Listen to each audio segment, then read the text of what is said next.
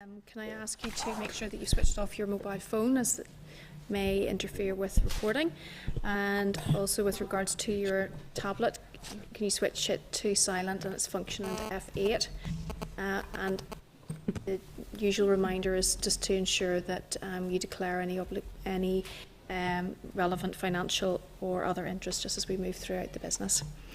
With regards to apologies, we've received an apology from Sandra Overend. Are members aware of any other apologies? No? Okay. Thank you.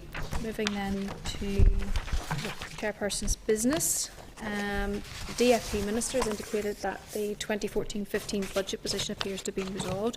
One of the conditions is that the Executive agrees a credible budget plan for 15-16 by the end of October. If members are content, we'll write to the Minister just asking him to set out how the committee is to be afforded the opportunity just to scrutinise the draft budget and seek a departmental briefing at the earliest opportunity, if you're content. Thank you. There has been some recent press stories just in relation, just with regard to relationship and sexuality education, and this was on the radio the other morning, and has raised some concerns. So if you're content, we maybe write to the department just seeking clarification just on the relevant policy, and perhaps get a briefing as part of the iMatter briefing that we're going to receive on the 26th of November. This was particularly around the issue of special education. Okay. Moving then to the minutes of our last meeting, which was on the 8th of October. Are members content that they accurately reflect that meeting? Yep. Great. Thank you. Matters arising. Again, the SkyDrive ProLink has been updated to include submissions to our inquiry.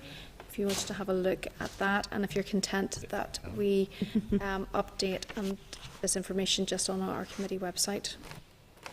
Okay, thank you. The inquiry written briefing, just refer you to the clerk's note at page 16, and it provides the context to the inquiry. And again, apparently you agreed that we would have a blog of today's evidence. Well, obviously that was before my time, but you agreed to this, and this would then be published on the committee's website. So members are being encouraged to tweet the appropriate link if you wish to do so. Okay, so that's just a little reminder of what you had previously agreed to. So we're moving then to our first briefing for our inquiry, and it's from Ballycastle High School and Cross and Passion College. The clerk's cover notice, page 44, and then you have the submission to the inquiry from both schools. This session will be recorded by Hansard as it's part of our inquiry, and I welcome Mrs Barbara Ward, who's Principal of Cross and Passion High School, and Mr Ian Williamson, who is Principal of Ballycastle High School. You're both very welcome to our meeting this morning. Thank you for making the journey from Ballycastle, and can I ask you to make an opening statement, and members will follow up with some questions. That's good, thank you. I'm going to open proceedings just by, I'll introduce myself. My name is Barbara Ward. I'm Principal in Cross and Passion College in Ballycastle, a non-selective school with a long history of no 11 plus in the area. It was the amalgamation of the old Cross and Passion Grammar School with the Star of the Sea way back in 1976. So it's an all-ability, non-selective context. The school currently has 756 pupils, and I've been principal there for 15 years. I'm in my 15th year. So. And Ian Williamson, Principal, as you know, from Ballycastle High School, again, a non-selective all-ability school, currently with enrolment of 417 pupils. I was VP in the school for 2 years and have been Principal for 4 years. And basically, in terms of our collaborative partnership in Ballycastle, it caters for potentially a combined enrolment of 1,173 pupils, which is a combined enrolment for both schools. Currently, the purpose of the partnership basically is to provide a curriculum at Key Stages 4 and 5, which meets the educational needs, interests, abilities and aspirations of all pupils, and which supports indeed the local economy, as well as providing pathways into further and higher education. I think the point we want to make is this is a partnership which has grown organically over a significant number of years to primarily meet an educational need in the Ballycastle area, and we believe by doing so that there have been significant social benefits to our local community. So just to say that our schools are set obviously in a rural context. The hinterland, or the contributing area to the schools, is the town of Ballycastle and then a range of rural communities in all directions from that. Interestingly, Ballycastle High Schools would be a smaller number of pupils from the town itself, but nevertheless there's a significant number who live in the town. But the rural hinterland is to the out towards the west. And for Cross and Passion, it's the town and the communities to the south and east. So it is a rural, it's the town, if you like, provides, is the North Antrim focus for post-primary education. And so the current situation is that you have a maintained Catholic post-primary school and a controlled post-primary school, which is Ballycastle High School. The arrangement we currently have, which we'll describe to you in more detail in a moment, it currently enjoys the support of the wider community.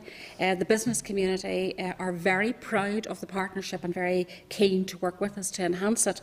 It definitely has the support of parents, of employers generally, and of the general public, apart from the pupils and their parents. So we have a situation where we have two schools, each with their own identity and ethos. We currently teach, if you like, the core curriculum. All Key Stage 3 teaching and learning children do in the core school. And at Key Stage 4, the children would study subjects like languages, science, learning for life and work, maths, English, all those core subjects that every pupil in both schools do. They do those in their core school.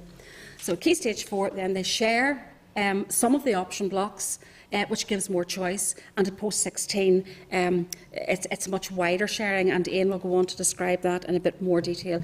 But the key thing is that each school, in the current situation, shared education, which kicks in really at Key Stage 4, each school with its own identity and ethos, and what it offers is parents a choice of either a faith-based education or not. And I'll get Ian then to pick up with that. I think, as we pointed out, the initial desire to build on meeting an educational need has in effect grown and developed over, in fact, the decades to develop into a symbiotic relationship, which has resulted in a success story that we believe the arrangement in Ballycastle has become today. Enrolment in both schools, bar occasional variations, is holding its own, with significant increase of post-16 enrolment. We have retained the confidence of our own community, and indeed we attract significant interest from young people and parents in neighbouring communities. Large numbers of children are sharing and indeed are happy to do so. Over 25% of the combined whole school enrolments are in collaborative classes, and at Key Stages 4 and 5, that's 43% of all pupils in both schools are participating in collaborative lessons. That works out at 66% of Ballycastle High School pupils in Key Stages 4 and 5 attend collaborative classes, and 31% of Cross and Passion pupils at Key Stages 4 and 5 in collaborative classes. We feel that parents and pupils are confident about this arrangement, and that is backed up in terms of comments and anecdotes, as well as more formal self-evaluation. We have developed something in Ballycastle which we believe works for us. Okay, so Ian talked there about it meeting an educational need, which is the key, one of the big drivers for this partnership. So we have, between us in our two schools, we have been able to meet the requirements of the entitlement framework, and indeed exceed its requirements where it has been appropriate to do so. We're meeting the needs of a huge range of learners, of children of all abilities and aptitudes and interests and social backgrounds and economic backgrounds and so on. And therefore, the partnership allows us, through sharing, to expand choice for all children. So We deal with every type of learner, from the young person who could have 4 A's with 3 A stars at A level, 11 A's, 10 A stars at GCSE, right through to children with special educational needs. And this sharing allows us to provide for that full range of young people within the community. One of the things we've been able to do is meet the needs of the local economy, because an important part of post-primary education is to meet the needs of those who are obviously going to be going off into further and higher education. But every community, and particularly rural communities, to survive, they need people with the skills and the qualifications to be a thriving community and to provide employment in their rural areas. So the entitlement framework the partnership has allowed us to really make that a key consideration. And with our local business community, we have really looked at the additionality. What are the additional courses which our young people are going to engage in? And so we've been able to look at qualifications in hospitality, in agriculture, in science and creative media production, enterprise, and we've also been able to, for example, for a subject of business studies, there's a general A-level, but there's also an applied A-level. So again, you're meeting the needs of this great range of young people, as well as the needs of the local economy. We believe that the substantial improvement, particularly in the last 2 years, in results in both schools at Key Stage 4 coincides with the extension of our collaboration and shared education into Key Stage 4. This year, 93% of pupils in both schools have achieved 5 GCSEs or equivalent at grades A star to C. And when we look at the percentage achieving 5 GCSEs or equivalent at grades A star to C, including English and mathematics, the figures are 77% and 63%. So both schools are significantly above the Northern Ireland average. And we genuinely believe that our outcomes, having significantly improved, has been down to the quality of teaching and learning in both schools, the dedication of the staff, support of pupils and parents, but importantly the impact of the increased curriculum provision that we have been able to offer, which has been massive. And just very quickly then to conclude, why have our outcomes improved? And if they're not improving, there would be no point in doing this. It has really enhanced engagement of young people. They now have this choice that they didn't have before. And we are meeting their educational and aspirational needs in being able to do that. So the choice, their interests, there are alternative qualifications there as a result of this. They're being taught by subject specialists, because sometimes in a small school, to offer a subject, you have to ask somebody to come on board who maybe isn't experienced and qualified. But through the sharing, we've been able to share subject specialists and so on. It's also brought about a sharing of good practice, a strong sense of collegiality between the staff in both schools and so on. And then Ian's going to tell you about how we just hope to take it into the future. Yes, and finally, you may be aware that in July we featured in a Department of Education announcement around shared campuses, 1 of 3 in Northern Ireland, and we were very delighted and grateful in that regard. Our proposals are for 2 core schools and 2 shared centres, one concentrating around STEM-related subjects, the other around performance and creative-related aspects of the curriculum. We also believe that there's the capacity in those shared centres to allow for additional facilities that we could share, for example, a library, meetings area supporting special educational needs, careers, etc. So we look forward with anticipation to moving forward and an investment to support what we do in Ballycastle. We believe that investment will underline what has been good practice over a significant number of years, and in essence would be seen as a reward for what we believe we're doing and what basically the pupils that we feel and the people of Moyle would demand in many respects. And you're all invited to come along and visit us at any point in time in Ballycastle. So I think that's all we can hand over to you now. Okay, thank you very much, and thank you for the invitation. I think it will be very useful to see the work that you have done. Obviously, the previous chairman spoke very highly of the partnership, and I was always a bit dubious, thinking that perhaps it was because it was a North Antrim bias there. But having read your paper and hearing from yourselves, I can see the enthusiasm that there is, and very impressed by the level of collaboration that there is throughout the school, even from your governors, your school councils, and so on as well. And the fact that it has developed naturally, I understand it's to meet an educational need with regards to curriculum and so on, and obviously very impressed with the fact that you have seen an improvement in your results, which is really what this is about primarily. But does the model work for you because of your geographical location to one another, and also perhaps the relative isolation of Ballycastle? I think I'll take that, yes. I mean, undoubtedly, geographical proximity is what you might call an enabler, right? Because it allows children to move to and from within a very short space of time.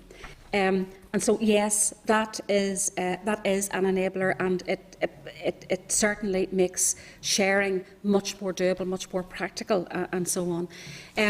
The issue then of our rural isolation, in a sense, is a factor, but not necessarily the case. But I suppose what I'm saying to you is that I don't believe that that's the only context in which it could work.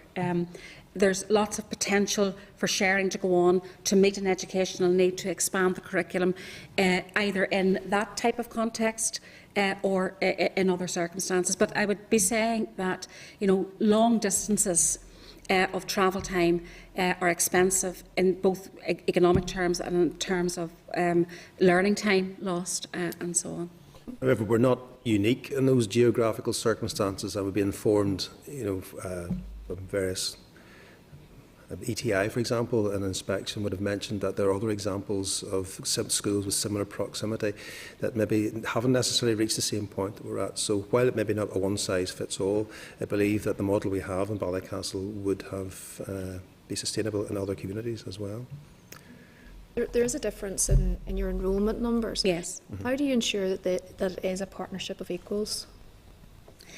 That's not easy to do, and it's the whole thing comes from governance, if you like, and from the fact of there's a strong commitment to the concept of sharing. One of the things is, yes, there's a larger partner and a smaller partner, but both of us would lose if the partnership didn't exist. So we're codependent. And for us to, in Cross and Passion, to be able to deliver the curriculum, to deliver the entitlement framework, and to meet all of the other needs that we're able to meet together that we couldn't meet apart, then the issue there is that together we can do it. And so we really are codependent. It's in neither of our interests for the other school not to be there. And so, from the perspective of the purely pragmatic, both schools need to be thriving, need to be, I think in a partnership both schools need to be confident of their own identity, of their own success, proud of their own school, as well as proud of the partnership, and I think that's what we've managed to do. As I said, I agree, there's a sense of pride in what we do. I believe there's a genuine empathy and a sense of respect for each other, respect for each other's differences, which is inclusive of the fact of numerical differences in the demographic of the community. So being good neighbours and engendering that sense of respect, I think, ensures that we're mindful of the need to be equal in reality and perception of equality as well. Okay, that's interesting. And just finally, just for me, you've said that it works for us.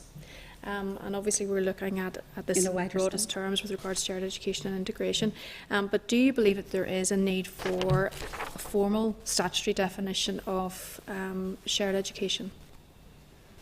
Well, in a sense, if it's to be a part of the system, right, in the wider sense, in terms of policy, in terms of funding, in terms of all of those things, at some point in the future, it may become important, and probably will become important, because our partnership at the moment, we're looking forward with great anticipation to the shared education buildings. If you think about it in law and in policy and in all of that, there's a gap there which needs to be thought about, which needs to be looked at. And so if it's to be part of the system, it does, I think, need a policy and a legislative framework of some kind. Because what will come out of this in time to come could be shared appointments, could be, shared administrative staff, etc., etc. We really want to avoid duplication, but at the same time allow for different identities to share and work together. From a system point of view, there's no doubt, I think, that the benefit of economies of scale potentially are there to be had. In terms of definition, not that I've read it in a great extent, but the Ministerial Advisory Group, the definitions that were offered in that, we do both believe that would hit the nail on the head, or adequate in terms of a definition of shared education, in terms of what we know it to be, in terms of what our experience is in Ballycastle. Thank you very much. Mr. Craig? Yep. Thanks, Chair. Ian and Barbara, I'm going to keep this to 2 questions because I got told off last week for asking far too many. I listened with interest to what you were saying there about the threat of mutual destruction was really the driver that brought you together. That may have been the driver that brought you together, but I am sure, and I'd be interested to hear from both Ian and yourself, what has kept you together? Because mutual destruction is a negative. What are the positives that keep you together?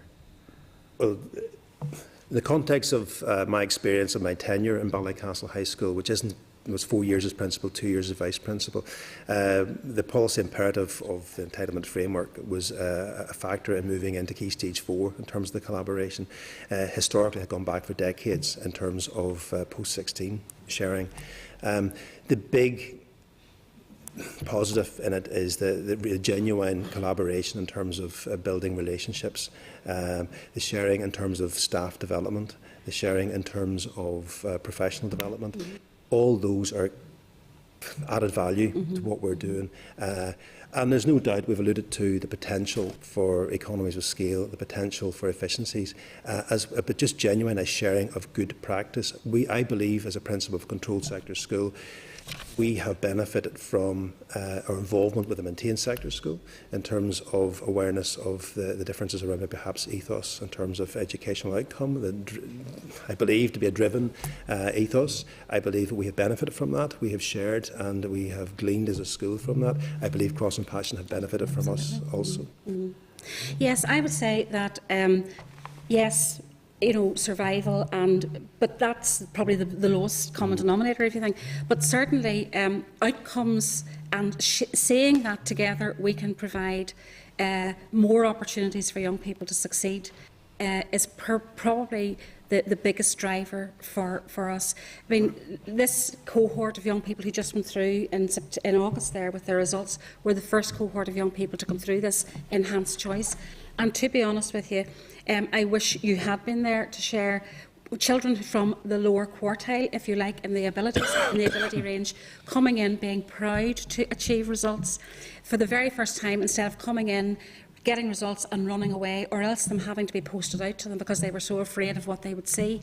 These children now had an opportunity to succeed, and we were surrounded by young people so delighted with their success they didn't want to go home, and they were hanging around for hours and talking. That was an absolutely amazing motivator and driver for me personally, that together on the educational front we can see young people really gaining from this. And another anecdote from the summer, which again illustrates this very clearly, 2 young women came across to me on results day at A level, talking to me as if they knew me, and I kept saying, they can't be my students. Surely I'm not really losing my head and I don't recognise them. But there were 2 students from Ian's school who was over to say, thank you, we had a great time here, we really loved it, and we've got friends now when we go up to uni, and your teachers were so nice to us, and they felt to come over and say that to me was really important. So those friendships that have developed between the young people, the better educational outcomes, the very fact that I have come to know the Protestant and Unionist community much better through my engagement in the whole process, and equally the other way around, and it is there for the young people too. So, and at the same time, our parents are confident of the choice they're making of type of school, but yet there's meaningful and authentic sharing going on. I think I would agree. I think that really is a big thing I've seen. Yes, we've indicated that educational need was the priority in terms of driving this. But the icing on the cake, I'd have to say from my perspective, is what has been I believe to be a very obvious societal and community benefit from our engagement in terms of the rapport, relationships that exist between the pupils. We're always mindful of the differences, and you take it from one day to the next, but there's a genuine feeling, I think, amongst all our stakeholders that what we do is making a difference, and we're doing our wee part in that. Well, look, I'm glad because I know there's from talking to Mervyn, our previous chair, there's a lot more positive in this than there was ever negative, and I'm glad you have drawn that out. Touching on that, this goes to the heart of my second question, which we were thinking about earlier. Obviously, there is different cultural backgrounds from where the children are drawn from. One school is obviously predominantly nationalist stroke Republican, the other is predominantly unionist stroke loyalist. How do you explain the cultural differences, or even explore explaining the cultural differences to each, so that there is a mutual understanding on both backgrounds to the other's background? How do you deal with that issue? I think there's a lot of, again, we mentioned earlier about things growing organically in terms of the school. I think there have been systems and networks developed over the years. There's obviously the policy or curriculum developments in terms of, for example, learning for life and work, citizenship. Work has gone around that whole area as well over the years, particularly at Key Stage 3, although we're not involved in collaborative classes in terms of pupils sitting. There's a lot of work would go on in terms of workshop activities, joint events. So the pupil, and we've been involved, for example, North Eastern Board Perch programme, we've been involved in Peace 3 programmes. So a lot of work has gone, foundations laid at Key Stage 3 with programmes like that, and in terms of in-house programmes that we do to develop those relationships at Key Stage 3. Historically, we'd have worked at both at Key Stage, well, historically sixth form, but also now more recently Key Stage 4, developing induction programmes, which we put a lot of work and effort into in terms of making sure that those things are explored in the early stages of a new term, and that pupils are made aware that we are different, and you don't have to hide this. It's about being respectful, and it's about having just an awareness that we are different, but moving forward together. And I believe that both contexts of both schools, having used the expertise, I have to say, of organisations like what was the Spirit of Enniskillen Trust, we have gleaned an expertise ourselves in terms of the capacity to work with young folk, to work through that and to get there. And I believe that is nurtured through ongoing development of relationships. You can't take it for granted. No. And that's the danger. If you take this from one year to the next, I think we're sorted, we're fine. You're not. You have to work hard at that. And you're mindful of what's going on in a community. Something that happens that can have repercussions, and you're just keeping an ear to the ground, all the cliches, finger on the pulse, and you react quickly to any circumstances that would be coming to the fore. I think we are very mindful the children are coming from, most of their attitudes and values, particularly in relation to our particular political context here, are nurtured at home, and we can't take for granted what any child, what their own values and beliefs are in and around the whole thing, and so those induction programmes in year 11 and in post 16 actually do put some of that on the table, and there is some quite open discussions, and our experience is that these young people are able to have discussions that their parents couldn't, including myself. Do you know what I'm saying? We were of a generation where you didn't speak about these things in polite company. That's now changing, and so these young people are helped and enabled and prepared to go into a cultural context that is quite different from their own, but not, and to see that as something non-threatening in any way, shape or form. Well, Chair, I promised I'm asking no more questions. I just want to wish you all the best in the efforts you are making up there, and I think you're doing a fantastic job. Thank you. Mr. Lunn. Thanks, Chair, and thanks very much for your presentation. I can say straight off, I'm really impressed with what you do. I mean, I already knew a fair bit about it, because you couldn't be friendly with Mervyn's story and not know about it, frankly. But so I have just a couple. You've answered some of my questions. Is it fair to say that you're both strong schools to start with? I know you're numerically slightly different, but you have a good record, you have a good financial position. you've plenty of confidence in your own school. There's no threat to either school or from either school. So that must be a big part of how this was readily accepted.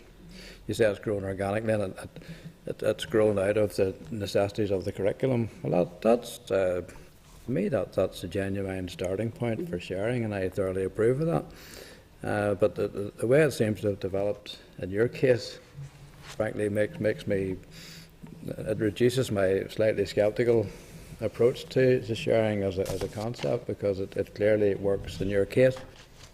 Is in terms of the pupil engagement, because that's what interests me, you know, that if it doesn't lead to societal benefits, well, then I slightly query it. So, outside of curricular activities, do you have outside school hour activities where both sets of pupils join in? And what would they be? Well, we have one of the, I suppose, most recent developments, which we started through our involvement with the Shared Education Programme with Atlantic Philanthropies and Queen's University. We had a joint rugby team developed at years in junior school. Key Stage 3, or Ballycastle High School, traditionally a hockey school, and we wanted to develop the rugby, so the two schools are working together in terms of that. So there are other range of extracurricular activities that happen in terms of not necessarily sporting related, but sometimes there can be drama, there can be music activities, a whole range of music activities that go on a joint basis, other curricular based things as well. I have to say the informal arrangements, anecdotes, for example, both school formals, sixth form formals would have a good attendance with pupils in both schools now. So there's that relationship has developed as well. Friendships have developed too. So I'm just conscious of the fact that the formalised relationships around the sport, etc., are positive. Music is very strong with joint choir, things like that with joint student council. So there's a range of things. I wouldn't always say they're sustained always from year to year. Sometimes some things will go on from year to year, some crop up from time to time, and just if the thing happens, we'll promote it and push it on. Yeah, I think that, you know, you brought up the rugby. That's a great, we had our very first, great event last year. The very first rugby match ever on Cross and Passion soil took place last year, and that was a great day for us. But they're seeing each other, they're seeing the hockey team going out, they're seeing the hurling teams going out, and they're realising that this is sport, that it doesn't have this whole other, at least to this generation and to these particular young people. They're sharing classes with boys who play rugby or boys who play rugby or hockey or whatever, but they don't say it. And equally, boys from your school and girls from your school are sharing classes and know people, and they're real people in their real lives who play other sports. And so all of those sorts of things are slowly breaking down. And that's what when we talk about this, not, you know, that you can express your cultural identity, you can be who you are. And it's about really getting to know this about each other and accepting the richness that brings as opposed to the threat that it brings.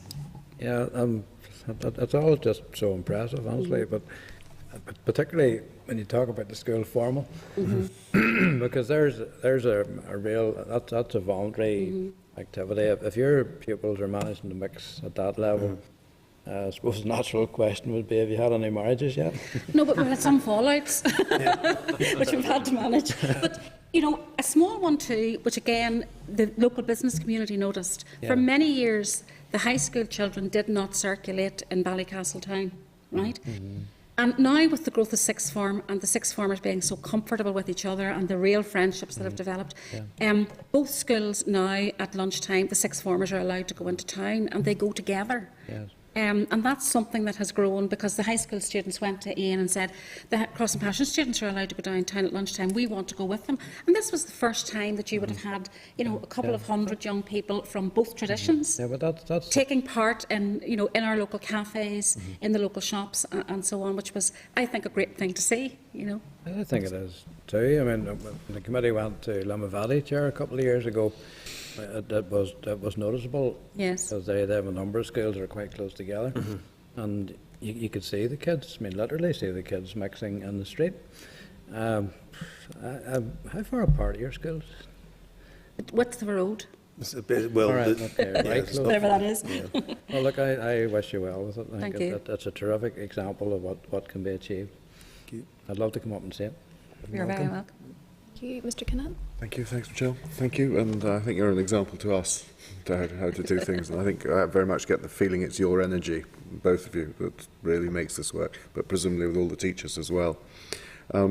Fascinating. Just intrigued. You talked about economies of scale, but presumably there's been quite a cost. I mean, there's a financial cost, and the brief they have is that one of you has small deficit, and the other's a small surplus. Yeah. Has it actually cost a lot of money to try and get you to where we are, or have you managed to do it within fairly tight budgets? The entitlement framework funding has been crucial in allowing us to develop to add to the curriculum, but equally to allow and facilitate the coordination that needs to be going on to share. And that's the same as in any school where they're trying to deliver the entitlement framework in a partnership. Other funding through shared education has allowed us to be innovative and, in a sense, to trailblaze a bit. So it has allowed us to really unpick collaborative leadership and what that means. It has allowed us to really think about what does quality look like in a shared education setting, about developing our senior leaders with collaborative hats on them, and look at school structures, school policies, school development planning.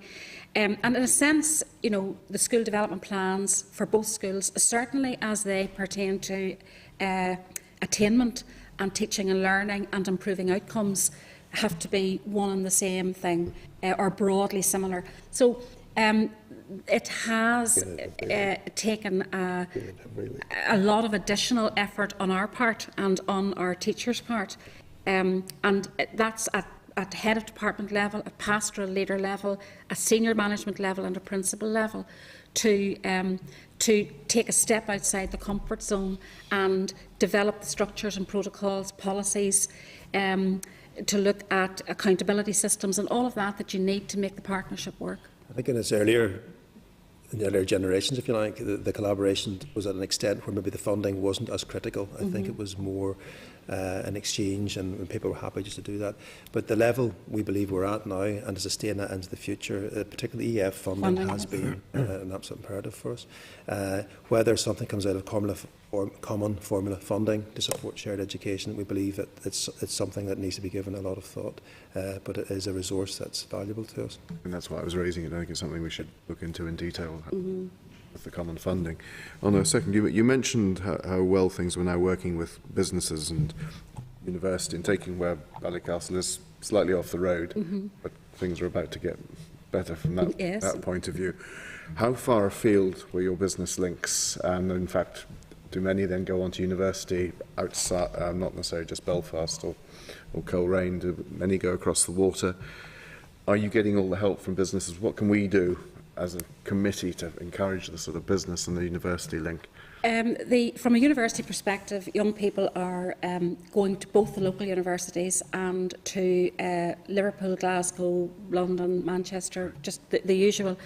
And a number in more recent years, as the curriculum, as more and more young people are wanting to engage in post-16 education formally in school, then there are young people who are going into HNDs, into foundation degrees, through the further education route. So I suppose employers in the local area are obviously very concerned that the young people in the local community are able to go further afield to university, but they are very, very concerned that as two schools we really look at the needs of the local economy and providing those skills and providing a well-educated, confident type of young person who's going to stay in the local area. So employer-wise, we would be the biggest employers in the town. And then you're really looking at Coleraine, Ballymena, and there is a fair exodus of cars out of the area every day. But then you have your local rural community, local farms, and so on. The experience, as with any school, engaging with local businesses for a various range of educational visits, etc., has been very strong. And I think a lot of the bigger employers, perhaps in the broader hinterland beyond Ballycastle, they have been supportive, and they always have been. And I believe my experience of working with folks from the private sector and business world, you only have to ask, and they genuinely will come up to the mark and support you. The hot air and a lot of chat, it doesn't always engage too well with them. But I mean, if we have a request, they meet with us, and that's our experience, both locally and sort of slightly beyond the Moyle area, if you like, as well. So it's positive. Mr. Sheehan? Thank you, Chair, and thanks Ian and Barbara for your presentation. And like everyone else here, I'm very impressed with what you have done. I mean, I don't want to rain on your parade. I think what you're doing is excellent. And I mean, I know Ballycastle well. I know it wasn't a hotbed during the conflict. There wasn't the same fault lines among society in Ballycastle maybe as there would have been in other places. And I just wonder, is what's happening in Ballycastle transferable to other areas where the conflict was deeper, the fault lines are deeper? But leaving that aside, I mean, you've talked about the partnership of equals, and I suppose all good partnerships are based around the ability of those in the partnership to compromise at times. And you haven't discussed any aspect of where either school might have had to compromise. Has that happened? Has there been a need at any stage to compromise? Well, at a purely practical level, we've had to compromise on the independence of the two schools to run their timetable exactly the way they want to do it, to run the school day exactly the way they want to do it.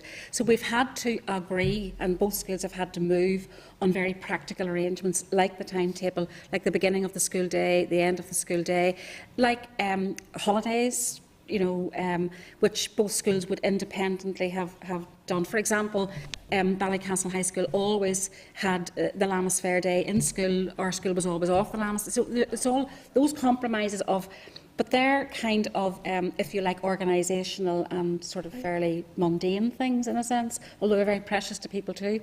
And so in a sense, both schools have had to be mindful of the greater good.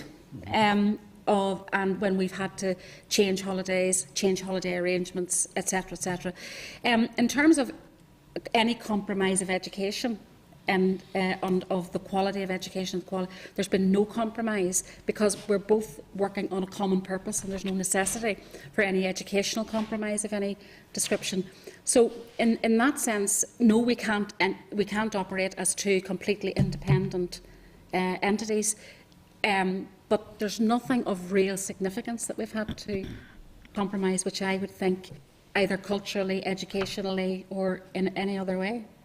I believe at a micro level, if you like, but the context of departments working so closely together on an educational basis, there have perhaps been compromise around deciding which examination board they're going to work with. Two departments working together, right? So the compromise does go on at that level, where they're deciding on what's the best way forward and agreeing a strategy in terms of the best way forward. And there will be more of that sort of compromise at that level.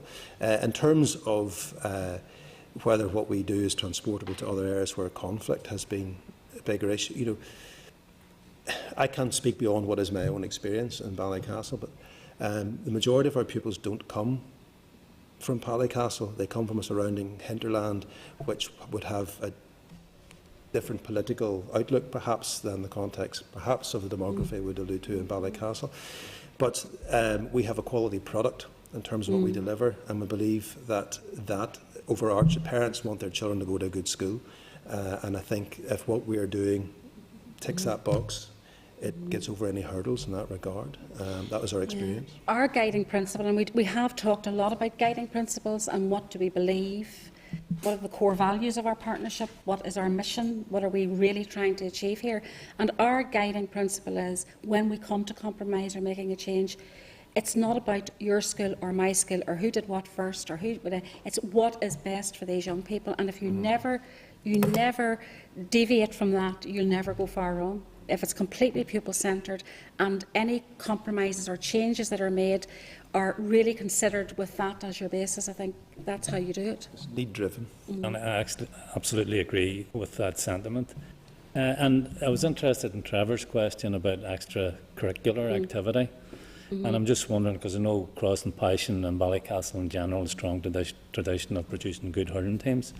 Is there a facility, for example, from a student from Ballycastle High to play in a hurling team, or Cross and Passion, or the hockey team in Ballycastle High, vice versa? Well, interestingly, and more of an anecdote than anything, last week I had 3 of our sixth form pupils with hurling sticks playing at lunchtime in the green, and I became a little bit apprehensive about the health and safety aspect of it more than any political aspect of it. And I was conscious, and look, fellas, I think you're not wearing any facial protection, etc. We need to get this dealt with. So That's slowly happening. It's nurturing, and we've had pupils before that have played in hurling teams. It's their personal choice, and one of my first experience and memories of coming to work in Ballycastle High School is walking into a sixth form study and seeing a hurling stick and a hockey stick both side by side in a corner of the room. I thought it was very symbolic of what we do. And It's not forced. Nothing Not is forced. at all. But a lovely, quiet, under the radar acceptance of each other's traditions, which is really what we want. Nothing's forced, and children, what I'm saying is very often young people are more ready to make some moves than their parents or their grandparents or They're their looking teachers. looking at it from a level of sports skills. I mean, a good Absolutely. hockey player is going to have good hurling skills. That's right. GAA skills are transferable to rugby, and it's at that level now that they're just experiencing other avenues that are opening up to them. And just one final question, Chair. And you talked about the improved educational outcomes over the past couple of years. And any experience I've gained from this committee will tell me that usually where schools are performing well, it's a result of good leadership in the school. And I got the impression, and perhaps both of you are being modest, that the reason for the improved educational outcomes are as a result of the sharing experiment that you have going. But has there been any research done? Is there any real evidence to point to those improved educational outcomes being the result of the sharing or the result of good leadership on the part of yourselves? I think I mentioned that I believe the increased sharing in terms of meeting entitlement framework, we believe, has been a significant part, alongside teaching and learning, a whole focus on robust self-evaluation in both schools. That whole focus, that whole agenda driven forward by Every School a Good School has also been an imperative for us. But it's, well... Yeah, the leadership dimension of it is absolutely crucial. I mean, if you, on the paper I sent you, when I looked at enablers, that is the very first thing. It's about the partnership being strong and all of that mutual respect, trust, etc. But the leadership side of it is crucial. People have to believe in it, have to be prepared to take risks, have to be confident enough to make mistakes and learn from them. And it's a very, it is challenging. There is, and we have both developed really, I mean, in terms of a professional challenge to me, it's the biggest aspect of my leadership role, which I am still learning about every day. And it has certainly brought my level of thinking to a higher level, because I'm having to think much more widely, much more deeply at the same time. And so, leadership is crucial. And I think it's a combination of leadership and the increased opportunities that has brought about the outcomes. You have to be willing to give this a go and see the benefit of it.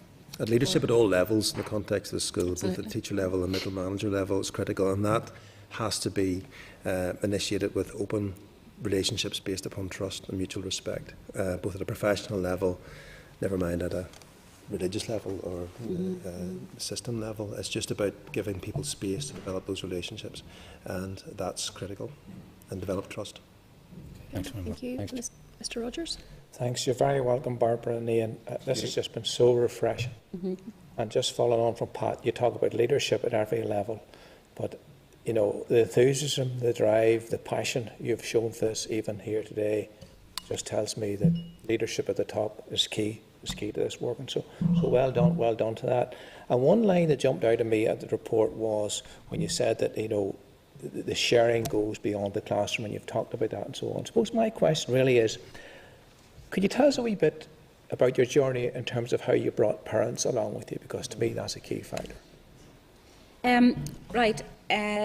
I suppose the fact that our partnership started, well, anecdotally, I met a person at a conference, I think, an ETI conference, about sharing, who said to me, came up to the end, and he said, I was a pupil in Ballycastle High School in 1966, and I did A-level Latin and Cross and Passion, so that's how far back this goes. So from that perspective, there was always a tacit acceptance that this was part and parcel of life in Ballycastle. The Curriculum 2000 was the next big step. Remember when applied and general subjects had equal parity, and then the entitlement framework was the big driver. But parents, by and large, want their young people to do well, and they want good educational outcomes, and they want their children to engage and love and be happy at school. And when we do our options, you know, it's made very clear to parents that this sharing is something that we are very proud of, something which we really can enhance your child's educational experience with. And so we present it as an opportunity and as something which will enhance the experience as opposed to making excuses for it or worrying about it. We know that there could be parents who will have an issue with it, but I mean, the parents from both schools freely come and go. If a teacher in my school would like to see a parent, you know, a Ballycastle High School parent I have seen in meeting a teacher in my school, or parent-teacher meetings, or, you know, my teachers go over to Ballycastle High School, or indeed on other occasions parents come and meet teachers in my school. So first of all, parents have choice. Their children in the system we have don't have to go to Cross and Passion, and my children don't have to go to Ballycastle High School, because they can choose from a menu of subjects that are in their own school if that's what they wish to do. But parents are very comfortable. Now, we haven't taken that for granted either. You know, that has to be managed. There has to be people meeting and greeting. Ian comes across and sees my parents, to make sure his parents are okay. And I know that there's parents from the high school in, and I need to make sure they're okay, and so on. So all of those sorts of things are... when you're giving a good experience to young people, almost all parents are happy to come along with that. And so we haven't done anything to go out there to say, present people with this big new thing, and kind of, this is why we want you to buy into this. It has just happened. We have evaluated with parents. They've done questionnaires and surveys for us. They've done focus group discussions for us, and the feedback. Now, it's not, when I say we get very good feedback, did you think about this could have been better? But there's nobody saying it shouldn't happen, right? I think in context too of the history of the schools, Barbara's mentioned that it goes back a significant period of time. I have a strong sense of a stewardship in terms of continuing on a process that has been developed over a long number of years by predecessors in this school at senior management level, and it's something I hold dearly. I think, and the parents have respected that work, that groundwork that has been done over many decades, and I think we've benefited from that in terms of the context of the Ballycastle community. I think a key part of it is parents it's not forced. They have, and a key point is the choice is there. If parents are mindful that they don't want to engage, generally it's not my experience, I have to say, but if they wanted to, that nobody's going to be forcing them into it, so that's critical. But I go back to the point I made earlier. Parents are confident that this works in terms of their children achieving and getting to go on to whatever it is they want to go on and do. Thank you. Impressed by another statement you made there, that your curriculum meets the needs of the local economy. How, for example, does it meet the needs of the farming community? We now have BTEC agriculture at both GCSE and at A-level. And on top of that, we're very mindful that the agri-food business is something with huge potential in the local area. And so we are in the midst of planning an educational visit to Harper Adams University, which jointly will be done. The local young farmers are involved with with the agriculture teachers and so on, and that's cross community. So we're very mindful that we want our home economics, our food technology, plus the farming, people in the farming, plus the BTEC science courses. There's a whole plethora of career courses that those young people could be doing. There's the whole agricultural mechanics, there's agricultural technology, marketing, all of that. And we're hoping to open minds of young people from the rural community into looking at the whole range of different types of courses and employment opportunities in both farming and in all of the allied food industries and, as I say, agricultural mechanisation, all of that environmental type activity on farms as well. We have a BTEC countryside environment course offered well. collaboratively as well, which was developed over the past number of years, and again that supports a wider context of the environment and I suppose the tourism aspect of what we have up in that part of the world. So we believe that that feeds into the agricultural side of things as well. My final question, in terms of major challenges, I think you've alluded to it already. Is EF funding one of your major challenges? EF funding is, if it goes, will be a challenge for every school to continue partnerships and to continue the entitlement framework. It'll be extremely difficult to maintain the choice and to maintain all of the work that needs to be done to make it a quality curriculum and a quality experience for young people. You know, there are hidden things like the year heads of all of the year groups meet to talk about children's problems and absenteeism and who's fallen out with who and who's sick, and those things need to happen. But there's another layer of it needs to happen to allow the partnership to work and to thrive. Buildings and infrastructure, we've mentioned already our hope to have say investment in that regard. I think that is critical, both in practical terms but also the symbolism of it as an investment in terms of what we do up there. I suppose the other challenge potentially at all levels within the school that we're managing and mindful of is succession planning in terms of staffing and changes and relationships that have been nurtured and developed, and you've got to start that off again. So because that is a key part of the success of this.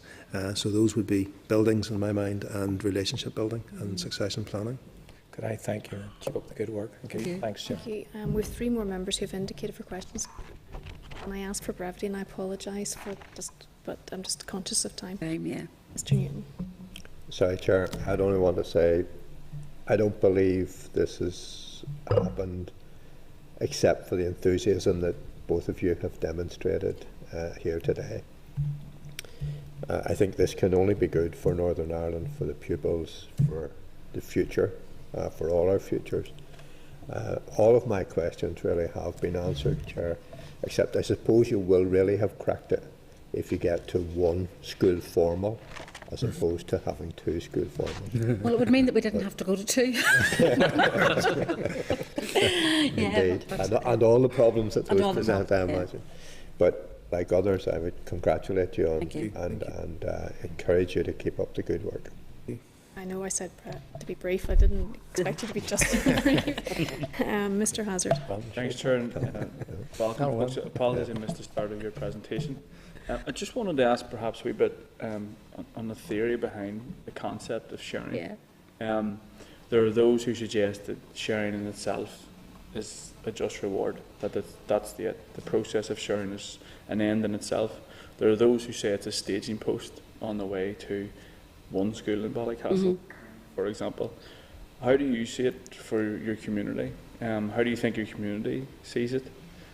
At this moment in time, our community is ready for what we do, right? And were you to move faster or more deeply than your community can cope with, you could end up with one or other school or one or other community feeling very alienated and so on. At this moment in time, and the strength of our partnership is that it offers parents the choice of a faith-based religious or a faith-based education or not, and it offers, and that choice seems to be very important in the community at the moment, and so it's something that's out there that's working at present. we are very mindful, you know, if it was a it could be a journey in the end, who knows what will happen, but certainly to intervene and make it something else at present, you would need to neutralise the environments, you would need to, you know, all of that, where they, you know, when my children walk over into the high school, there's the symbolism, there's the roll of honour of the dead in the wars, there's etc, etc. My children just accept that. There's the religious symbols that are in my school, people just accept it. And there's a real richness in that. And to do anything that could damage that or could end that lovely community cohesion that's growing as a result of this would be a great pity. This is about good neighbours working together. Yeah, I think we're educationists, we're leaders of schools, we're not involved in some social engineering exercise. I think that's important. That we believe our communities, through our governors and everything else that we hear, believe that both schools want to retain their own ethos, identity, and definitely the mutual respect for each other, each other's community. And see, you touched on the issue of alluded to certainly the symbols and you know, the problems of having to neutralise or assimilate anything. Has specific incidences come up from different classrooms or different people? Or? No. I mean, we're very hypersensitive about it, Yeah. and I'm continually questioning myself. You know, not only how I feel about something, but how will others see this? How will my school community see this if I say something? Blah blah. So it's really challenging, and I've learned an awful lot about myself and about working in a much wider context. So it's no young people. I've never had an instance of any hairs raised or worries about any kind of thing that they've seen or experienced. I think we're mindful of it. Obviously, we're mindful of this, and I think that our care and consideration around this obviously permeates then through what we do. And I think that's and pupils sense that, they can see that. Pupils will know what is important to you and what, you know, no matter what aspect of school life that is. So therefore, they know not. You'd hope not to step over a line or action will be taken. In my experience, within the context of 6 years, it has not been an issue. I think the greater issue potentially has been, if there's been any issues at all, it's more around, you know, the quality of teaching, perhaps, or the outcome in terms of results. Are they getting what they need to get on elsewhere? Those issues are the real issues. We've moved beyond symbolism issues. We believe they're there. Both schools have their history, their traditions, and their community involvement.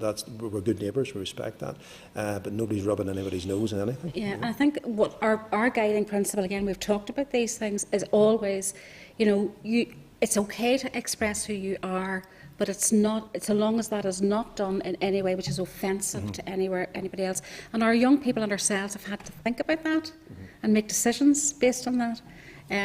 And they're not always easy decisions or easy to come to in the end. You do a lot of soul searching, the bottom line is what's good for children, and how can we express our difference, and how can we show outward symbols perhaps of our identity which are no way a threat or showing any form of disrespect to our partners. We have engaged previously with workshop activities and things, you know, with part of Peace 3 funding and even indeed Perch funding through the Peace, Inclusion, Reconciliation and Citizenship and History project with the North Eastern Board, and work was done around that, you know, and they came up with some very creative ideas, combining school emblems and combining symbols, creating something very creative, you know, energetic and creative, and you know, it isn't a real issue. Can't ignore it, got to be mindful of it, but it's not a huge issue. Just one final question, quick. I'm always keen to stress that we need to look beyond just religion, and that sharing should be about socioeconomic backgrounds and ethnicity, especially where appropriate. Is your example, does it touch upon different socioeconomic backgrounds within the community? And yeah. Both schools. That's what the joy of working in our context is that you're experiencing across the community divide, but probably as important is the social inclusion of the two schools. As I say, we have everybody from the exceptionally advantaged to extremely disadvantaged in both our schools, and that's the joy of the job. And increasingly, pupils from different nationalities as well coming. Thank you. And finally, Mr. McCausland. Yeah, thanks indeed for your presentation there, and I endorse, I think, the view that we should be incremental and appropriate, and what will work in a particular way very well in one place may not be exactly right in another. You end up with a sort of messy situation where it's not exactly the same, it doesn't fit into neat little boxes where it's the same everywhere, but that probably is by far the best way forward. I just wanted to pick up on one thing, and it was in the core values there. You set down in the paper you provide, which is very helpful. We about embracing the richness of difference. Could you flesh out a wee bit what you meant by that? Embracing the richness of difference is what I've just been talking about, I think, about the fact that the two sports. Sport is one where you celebrate the difference, where you share the difference, and that rather than and see it as enriching, that there are different ideas, different activities, people with different views, people with different beliefs, people with a different sense of their history or of their future or whatever, and that is not, when I say embrace that, I mean allow it to happen, facilitate that happening, and educate young people to see that as a positive as opposed to something which is a threat. I think that's what I mean by embrace it, is accept it, see it as something. My life has been enriched by the fact that I now know about this, the fact that I've engaged in something that I didn't know before, as opposed to us saying, oh dear, this could cause problems, we'll therefore not allow them to do this, that and the other, we'll not allow this and we'll not allow that. And that's how what I mean by embracing that richness. I think it's at a point where, yep, it's exactly that, in that we're not trying to morph our pupils to become something that they're not. Every individual is different in the context, and we're allowing for that. So we are embracing that, and that is, I think, a key factor in what we do, that it isn't being diluted, but that all that is done in the context of a genuinely developed relationship, which is not willfully going to go out and annoy, upset or antagonise your neighbour. Thank you. Can I thank you once again for your time this morning? I think all members found it very interesting, and we applaud you, and we'll look forward to our visit to Ballycastle. Yeah. And to meet the young people is, I think that's where you will hear and be probably get most of the insight into it. Will be talking to them. Would be a very useful exercise. Okay. Thank you very much. Thank you very much for the opportunity. Thank you. Okay, members, we'll move on to our next briefing. I am mindful of the time, although we have reduced our numbers somewhat. So,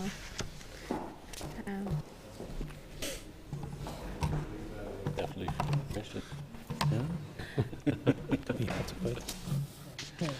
again, our next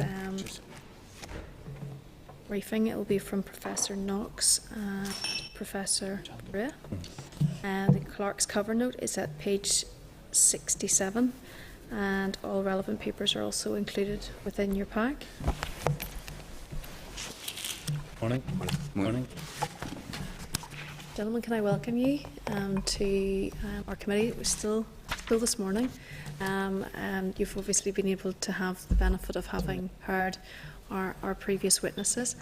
Can I ask you to make your opening statement, and members will follow with some questions? Okay, so thank you very much indeed, Chair, for the invitation to share some of our research on shared education and integrated education.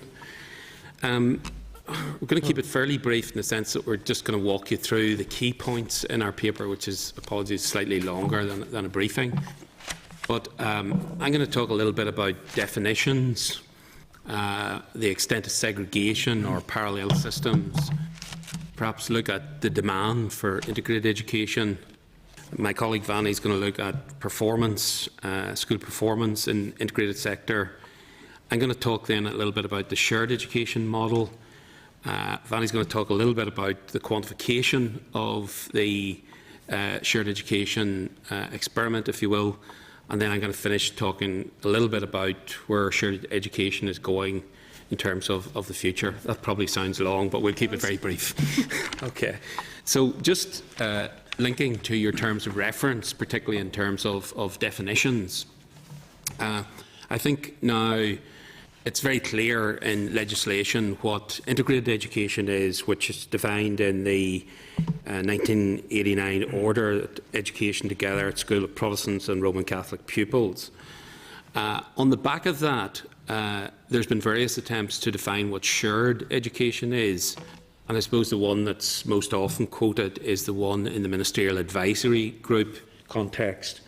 And because one of the MLAs referred to this earlier, I think the scope of what is referred to as shared education is actually a lot broader than the scope of integrated education, because it does make reference to all Section 75 categories. It talks about shared education being aimed at improving education benefits, at efficiency and effectiveness of resources, promoting equality of opportunity, and my colleague Vanny will return to that in a moment, about promoting good relations, about equality of diversity. So shared education has been given a very broad scope, and we're going to try and unpack that a little bit.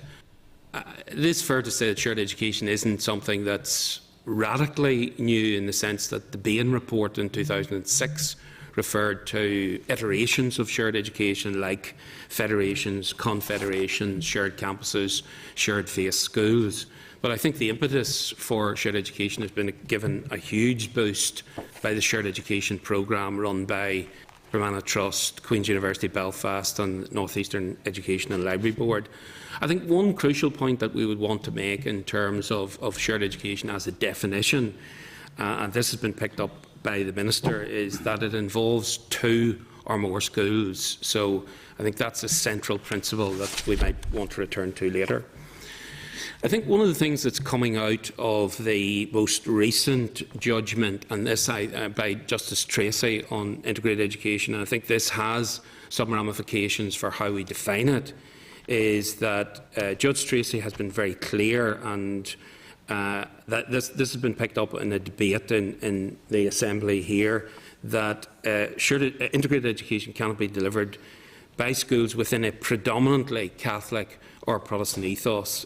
In other words, it's seen as a standalone concept, and I think that has created greater clarity around what integrated education is seen as by the system, if you like, by the department and stakeholders therein. Just to remind ourselves of just how segregated is a pejorative word, in the sense that it could suggest that there's statutory segregation when in fact there's not, but the extent to which we have parallel systems of education here.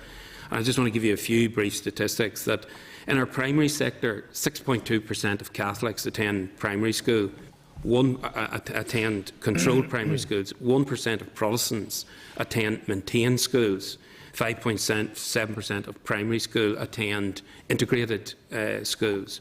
And the same is true as you go through the system in the secondary non-grammar school. 2.8% of Catholics attend controlled secondary schools, 1% of Protestants attend maintained secondary schools, 14.9% of secondary non-grammar attend integrated schools. So overall, you can see that we essentially have 2 parallel systems of education. Although it is true to say that Catholics are much more likely to attend controlled schools in the controlled sector than Protestants are to attend maintained schools. The greatest movement by Catholics is into the controlled grammar schools. And just to move on quickly to integrated education, and then we'll look at shared a little bit later. I mean, I think it is true to say that the impact of integrated education tends to focus primarily on reconciliation and societal benefits. And much of the research that has been done in terms of the impact of integrated education is about the meaningful contact that takes place between children in that one school environment, and the fact that that creates much more accommodation between those children. So the sustained contact is very much at the core of integrated education as a product, if you will. I just wanted to look very quickly about demand for integrated education, and the detail is in the paper here, but the Education Minister has said that one measure of the demand for integrated education is the extent to which parents express first preference on their application transfer forms from schools into that sector. And it is true to say, and I'm just echoing some of the words that the Minister has said in relation to his question on this, that within the integrated sector or movement overall, the number of places available at both primary and post-primary sectors actually slightly exceeds demand, although there's pressure in particular areas due to parental preference. So our statistics, Table 1, if you're following the paper, shows that overall we have about 2,000 unfilled places in the integrated sector. That's for pupils in and around 21,000 who attend schools in that sector. Just to put that more specifically, in 2013-14, we had 3,230 parents expressing a preference for integrated schools. The actual approved numbers available in integrated schools is over 3,500 students. So, in the round, the sector is undersubscribed by about 9%, as I emphasise, in the round. And we've given some examples there of the top 3 schools and the bottom 3 schools in terms of supply and demand, both at post-primary school and primary schools. So I just want to hand over to my colleague who's going to talk a little bit more widely about some of the education outcomes from the integrated sector.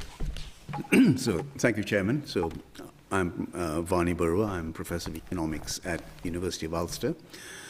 And let me start off by saying that my colleague and I are both honoured and privileged to be speaking to you today, and thank you very much for inviting us. I want to start off by talking about school achievement performance, because this is the thing that Colin and I have been very concerned with. And our measure of school performance is 5 good GCSEs, including English and Maths. And if you look at Northern Ireland in terms of this measure of performance, you see that there is a hierarchy of performance defined essentially by 3 parameters: deprivation, gender, and religion. And at the top of the heap are Catholic girls from non-deprived backgrounds, 77% of whom get good GCSEs. And at the bottom of the heap are Protestant males from deprived backgrounds, free school meal children, who get about 20% of GCSEs. So there's a gap of almost 59%, 57% between these 2 groups. And the interesting question is, how much is due to gender, how much is due to religion, and how much is due to deprivation?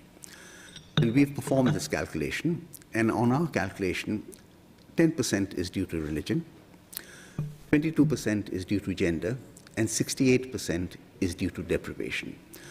So, understanding why pupils from free school meal backgrounds, free school meal pupils do not do well in school is a very important aspect of our research. Now, till now, this is all we knew. We knew results at a Northern Ireland level. But recently, DENI have released to us data showing the performance of free school meal children in terms of GCSEs on a school-by-school basis. And this, I believe, is data which is not widely available, and we are among the first to have analyzed this. And we've analyzed this for different types of schools, and if you look at Figure 2, I don't know whether you have it in front of you, but if you look at Figure 2, it gives some results.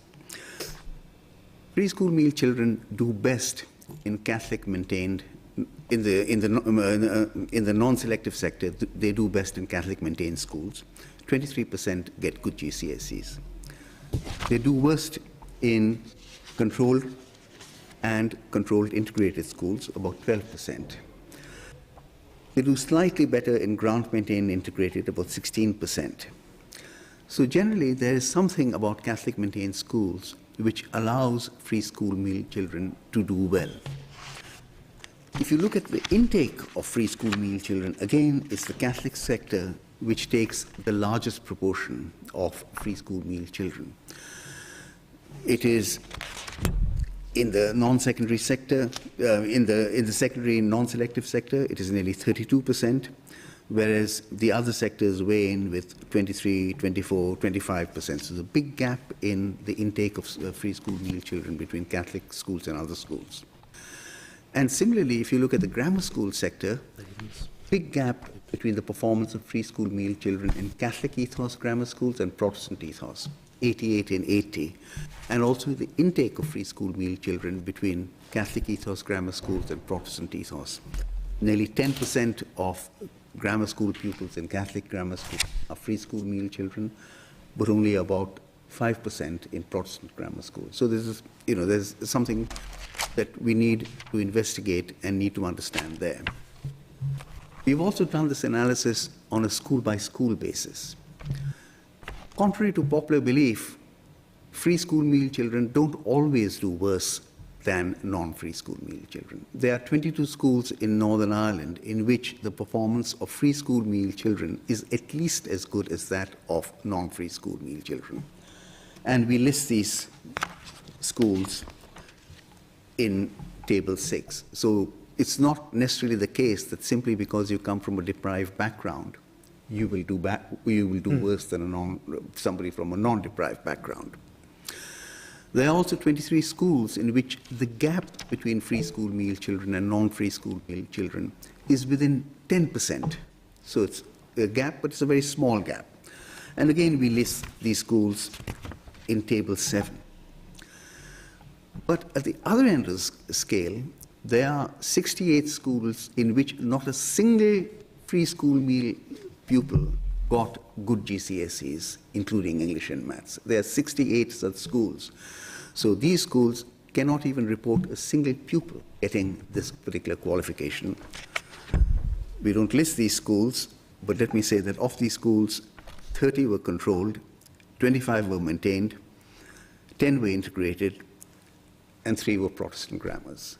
So this is the sort of information that we are now able to provide this committee, which previously was not available, and it is thanks largely to Denny who have provided us with this data. We've also investigated first preferences of pupils, and we want to ask, the question that we ask is, what determines first preferences? Why do people put down a particular school as their first preference school? And 77% of the variation in first preferences is due to school performance. This is the thing that parents look at, and this echoes something that the people from Ballycastle were talking about at a school level, and we find this also at an economy, at a Northern Ireland level, that what really motivates parents is school performance. And schools which perform well have greater demand than places, and schools which do not perform well have unfulfilled places. So if we want to improve imbalance in schools, we need to improve the performance of schools which at the moment are underperforming. I think this is my first pass at these quantitative figures, and I want to make to you the point that it's very important to understand why free school meal children underperform, why they perform better in Catholic maintained schools than they do in other types of schools, and Catholic grammar schools than in other types of schools, and why Catholic schools are prepared to take more free school meal children than schools in other sectors. Okay, so again, very quickly, to allow time for questions, I suppose our central thesis here is that performance is a key imperative in terms of selection of schools by children. And in that sense, we think that the integrated sector could do better. So if you look at some of the statistics, the controlled integrated sector is a very poorly performing sector, and I think that drives parental choice in terms of those schools. So we think that whilst the reconciliation societal imperative is at the core of the integrated movement's raison d'etre, and that is clearly a very important issue It's not what drives parental demand in the first instance. And you heard, I think, very eloquently from the school principals that at the heart of their schools is really, let's achieve the best performance that we can for our children, and those other issues around identity are safeguarded, there's respect and so on, and in that way, almost by osmosis, there is a softening at the edges of some of those relations. And that's where, very quickly, we move into shared education, which is really an attempt to do that, and we couldn't articulate nearly as well as the two school principals that you've just heard. But at the core of the shared education model is this idea of creating interdependencies between schools, and at the core of that is good collaboration. I mean, I think all of the MLAs ask good questions around, so what makes that a strong collaboration? Is it good leadership? Is it good direction? Do you have parental support? All of those kind of things are key to it. And the research evidence in other parts of the UK, particularly England, is basically saying that where you've got schools where there's a potential for mutual benefit, particularly on the education side, and I want to stress the word mutual benefit, that schools are benefiting from each other. I think by dint of the geographies of our schools here and the fact that competition tends to happen within sectors, then shared education is more likely to be beneficial where you've got two or more schools from different management types, and the end goal is to improve education outcomes. So if I was to highlight one characteristic of shared education, Chairman, it would be it's nimble and it's agile. And Muhammad Ali, the boxer, had this famous phrase, float like a butterfly and sting like a bee. And I think that's shared education for you. And to make my point, we studied 4 partnerships which were set up through Atlantic. The first was at the highest level of intellectual ability, astronomy, led by Lumen Christi, involving FOIL. There were not enough pupils in either school to do astronomy, so they grouped together, employed somebody, and people did astronomy. Again, engineering, the same partnership that not enough people in FOIL to do engineering came over to Lumen Christi. At a slightly lower level, there was a partnership between Belfast High and Hazelwood in terms of remedial teaching in mathematics. Slightly lower level, there was, at a different level, there was a partnership between Shimna and primary schools in terms of teaching foreign languages. And Belfast Model School had a different partnership. So I think in some ways this illustrates that there's no formulaic method of sharing. You can share depending upon contingency,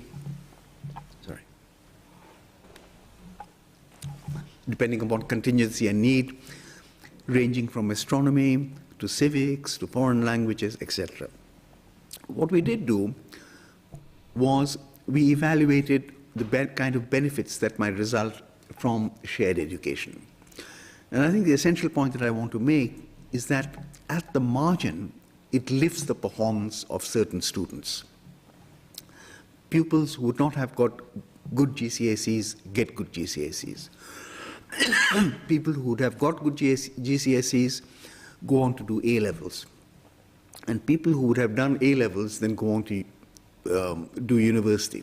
So it's like a rising tide. It lifts boats, and at the margin, pupils do better with shared education than they might have done in its absence. What are the benefits of this? We know from studies that there are rates of returns to education. How does it benefit you if you get 5 good GCSEs compared to only 4 GCSEs? What additional impact does it make on your lifetime income? So we use these results, and over a 40-year lifetime, and we figured that with these very 4 modest programs, if you netted out the cost, you would get a total benefit of nearly 24 million for 4 very small programs which lifted the performance of these pupils. And I think if it was magnified on a larger scale with the same agility and the same nimbleness, the results could be enormous. Yeah, and just finally, Chair, and sorry we're taking a little bit longer than anticipated. I mean, finally, I think just in terms of where shared education is going, I mean, I suppose just conceptually, I don't think it's a particularly useful conceptual method to set shared education alongside integrated education. We don't see them as competing. I think it's really where communities are at. The two principles we're saying it's not a one-size-fits-all model. You have to be highly sensitive to the needs of communities. Your question about interface areas, perhaps there's communities are very different places than rural schools in Ballycastle, and that's what makes it messy, to use Nelson McCausland's phrase. Having said that, I think there's a real opportunity to take this forward now with the shared education signature project that has just been recently agreed between OFM, DFM, the Department of Education and Atlantic Philanthropies. And they are setting education goals at the heart of that programme. And I think there's a great acceptance within that programme that schools are starting off at various different stages and that their incremental development will be very different. Queen's Dr. Gavin Duffy and his colleagues have developed a very useful continuum which really says, let's see where schools are at in this continuum of sharing, if you like, from working in complete isolation right through to great interdependence between these schools. And I think it's that journey that the Shared Education Signature Project is trying to develop in an incremental way. I think perhaps one of the dangers of it is that because, as the two principals said, this is hard work, that we revert to type, that we see it as no more than a community relations programme. I don't mean that in a derogatory way, but to get the buy-in for parents, to get that huge incremental change that we want, education outcomes hopefully will be at the heart of that programme. So thank you very much. Okay, thank you very much, and I found your paper very interesting, and the analysis along with the very clear tables. And I know that you're saying that shared education and the integrated sector are not in competition, but there are very clearly defined boundaries between the two, and we've got very clear camps as well. And I'm not sure whether you could say there's hostility there, but there's certainly an uneasiness there.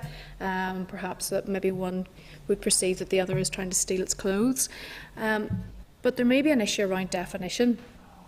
And certainly whenever I look at the information that you have provided, and I know that is from my own experience of school life too, that parents do choose schools because of their educational outcomes. And as a result of that, and an unintended consequence of that is obviously mixing. And if we look at schools such as BRA, we look at Methody and so on, that there is a very clearly mixed community within those schools, probably more so than some of the schools which would consider themselves to be integrated. So are we at a stage perhaps that we may need to look at redefining integration as opposed to actually even looking at a clearly defined definition of shared education? Yeah, I see on your schedule that you have colleagues from Queen's, Professor Joanne Hughes, who has done a very interesting piece of work, and I'm not going to preempt it or indeed claim to know about it in the detail that Joanne does, but she refers to schools which are called super mixed schools, the type that you have just referred to. And indeed, in our paper right at the back, we give examples of schools where there's a broad mix of pupils, but they wouldn't necessarily call themselves shared schools or integrated schools. I think at the moment, integrated schools define themselves very much as Catholics, Protestants, no faith, other faith, all educated in one building. I think shared education is quite different than that, in the sense that it's not talking about structural changes in terms of we need a separate integrated school, but rather that shared education can take place within existing schools, and that it is really about both of those schools trying to learn from each other, as the two principles described earlier. So I think, yeah, it may, as the debate evolves, we may need to revisit what we mean by shared education, but at the moment that definition is quite clear, and that is about two or more schools coming together for the purposes of improved educational, economic and reconciliation outcomes. Okay. Well, just to go back to the comments which you made around integrated education, and obviously you're saying that there's an undersubscription overall in the mix, there's around about 9% of that. But yet, whenever you look at the IEF Lucid poll, whenever they speak to parents, well, you've got somewhere in the region of 79% of parents would back a move to transform their child's schools. 66% believe integrated schools should be the normal model. I mean, is that a misunderstanding of what integration is? I mean, should the definition be more inclusive of the other models which you've outlined? I certainly think in the polls sometimes they've mixed the terminology, and therefore people who are answering those questions get confused. But I think it goes back to the point that we were making earlier about what informs parental choice. So ideologically, people can say, yep, we welcome attendance at integrated schools. The evidence tells us that their choice is actually informed by educational preferences rather than whether it's an integrated school. If it's an integrated school and it's an integrated high-performing school, then they will get that, parents will send their children to it based on that. Well, obviously, I mean, the point is about the type of question which has been asked. But if you're asking someone in the street, would they prefer their children to be in a mixed community that perhaps we should all be educated together? Well, of course, they'll say yes. But does that necessarily mean that it's the integrated model? But I think, Chairman, yes, we would like our children to be educated together, conditional on good results. And I think that's the critical point. If we are to enunciate any rule, it is that if you can deliver good results, people's hearts and minds will follow. And the examples that you took, BRA, Methody, they are de facto integrated, mixed, call them what you will. But parents do not hesitate to send their children to these schools simply because they get good results, and that's what they put first. And I think that's the horse. Good results is the horse. And reconciliation, or putting children together in the same classroom, is the cart. And I think it's very important to put the horse before the cart in this particular respect. And if we want any sector to flourish, whether it's integrated control sector, etc., we have to give primacy to educational results. And once we give primacy to educational results, a lot of things will follow. But if we ignore education and try to look for anything else, I think we miss the basic purpose of schooling, which is to deliver good education. And I think the Ballycastle example illustrated that perfectly, which was, in combination, those two schools have achieved educationally more than they could achieve individually. Yeah. And that's what makes that experiment, that opportunity, if you like, very, very important for children and parents in that area. Okay, well, thank you very much. Mr. Craig? Yep, thank you, Chair. I'm not at all surprised at the outcome of what you have found here. I'm a parent. We're all guilty of this.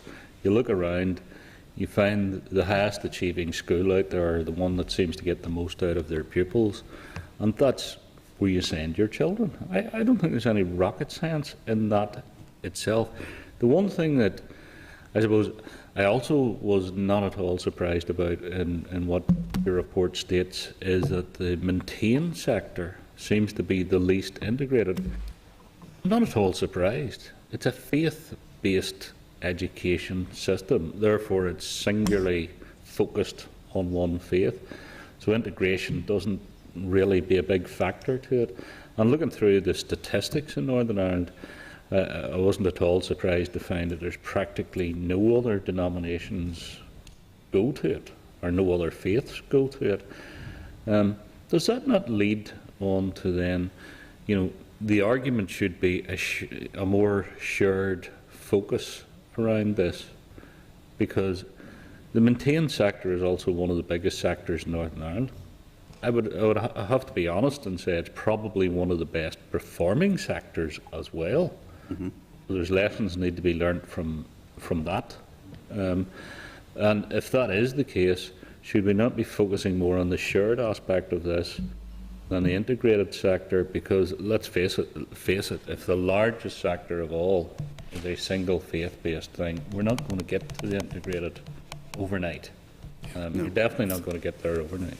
And we can point to several instances where there has been sharing between the Catholic sector, Lumen Christi, Foyle, between Belfast High and there's another Catholic college in that partnership, and a third Hazelwood Integrated. So we can point to several instances where, without surrendering identity, people are prepared to share if they feel that there's going to be a concomitant improvement in education performance.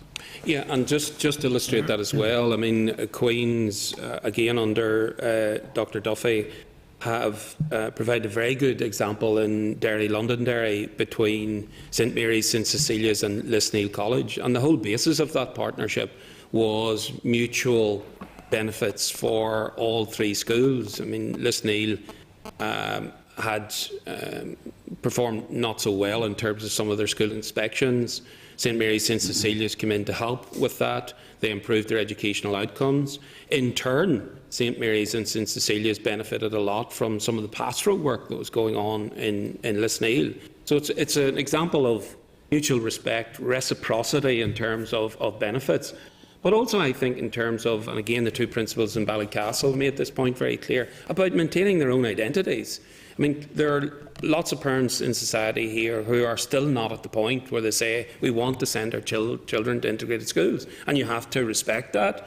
But I don't think there's any argument against saying we want to assure if it's going to provide our children with better education outcomes, and as a consequence, then we can promote better reconciliation and societal benefits. Thanks, Chair. Thank you, Mr. Lunn. Yeah, thanks again for your presentation, both written and verbal. This is the first meeting of this programme, you know, and it's deliberately titled Shared and Integrated rather than Shared versus Integrated. Well, a lot of people keep saying versus, but we'll educate them. So I'm not going to spend the next 6 months advocating for one sector or another. I mean, if you've heard what I said about the Ballycastle experience, that's just good stuff. But you seem to be saying, Colin, I think it was you in particular, saying that the integrated schools perhaps don't perform quite as well because they spend too much time emphasising societal benefit.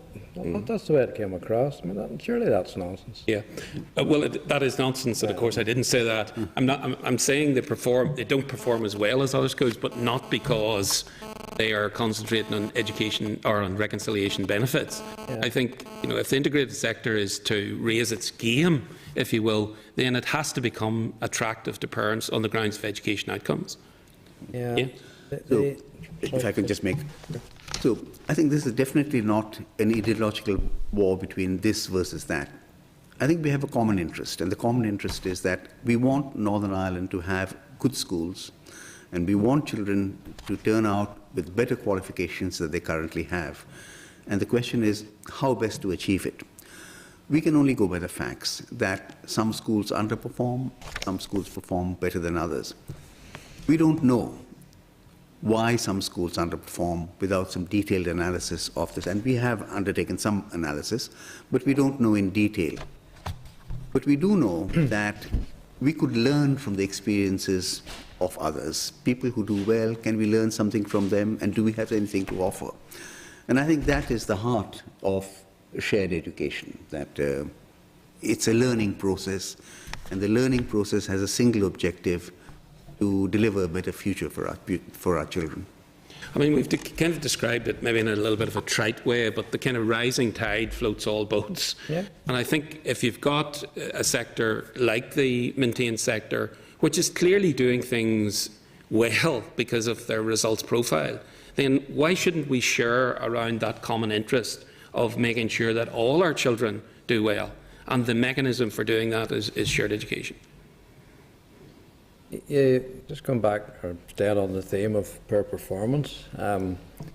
You do make the point, we've actually crossed swords on this before, and then Enniskillen, I think it was, that the integrated schools perform poorly at GCSE. In fact, they perform as badly as the worst performing sector, which is controlled non-grammars.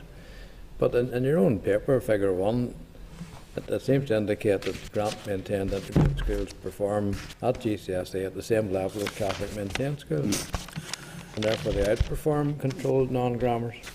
And I think in every sector there's a variation, you know. I mean, I think there are two integrated schools which are very popular. One is Slemish and the other is Lagan Valley. Lagan College, sorry. And they operate partly they operate a selection policy. And there are 15 such grant-maintained integrated schools. And if you take out 2, and if you take out Ramah as well, then 12 certainly perform below par. So it's a highly skewed performance with 3 highly performing schools and 12 not so well-performing schools.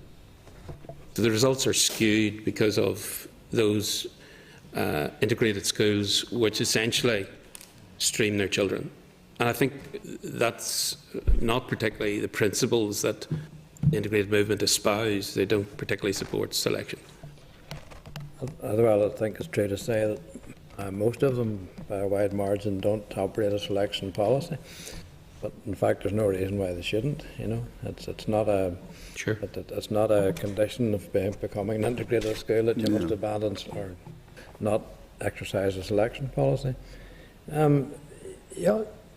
You also said, if only that's just this one question, Chairman, and there's 100 questions in here, but time doesn't permit. So the chair wouldn't permit?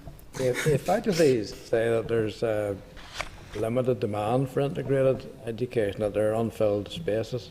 But you know what I'm going to ask you, how do you contrast that with the poll after poll, which seems to indicate something completely different? The biggest problem is that parents who would like to send their children to an integrated school doesn't want available. I think that is geographically patchy. I don't think that's the case across all the province. Otherwise, we wouldn't have 9% unfilled places in the integrated sector. So I don't think that's a general point. That. What's the percentage of unfilled places in the other sectors?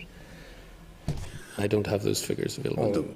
There are unfilled places in all the sectors. It's not that we are singling out the integrated. Speculate that it's a lot higher in the other sectors. But I think it varies a great deal on a school-by-school basis. So if you look at the integrated sector, it's 8.5%. But if you take out the top 3 integrated schools, then you will find a much larger proportion of unfilled places in the remaining 12, and certainly in the controlled integrated.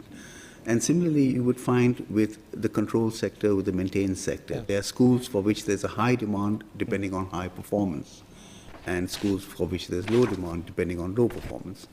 And I think if we had any single conclusion from this, it is lift performance. And if you lift performance, you will lift demand. You made an interesting comment yourself about first preference. Yes. Situation. It's not true to say that an awful lot of parents put down the first preference of a school which they've really no intention of sending their children to. It comes into the region of the bus pass and distance from school. Mm-hmm. And if you don't put down the nearest schools, you're not going to get a bus pass. Yeah. So, but does that have any influence on your 79%? I mean, what we do find is that the biggest single factor, I mean, given the kind of data that we have, which is on a school-by-school basis, we have the number of first preferences. So it's not detailed or very micro data, it is at a fairly broad level.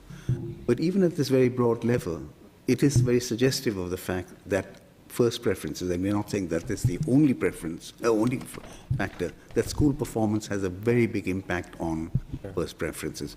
We do not say that this is the only factor, but we do think that it is a significantly important factor. Well, I think you've laid this out. You've given us really good grounding here on the context for this inquiry, so I'm sure we'll come back to it again, but thanks very much indeed. Okay. Thank you, Mr. Hazard. Thanks, Chair, and thanks again. It's a really thought-provoking piece of work.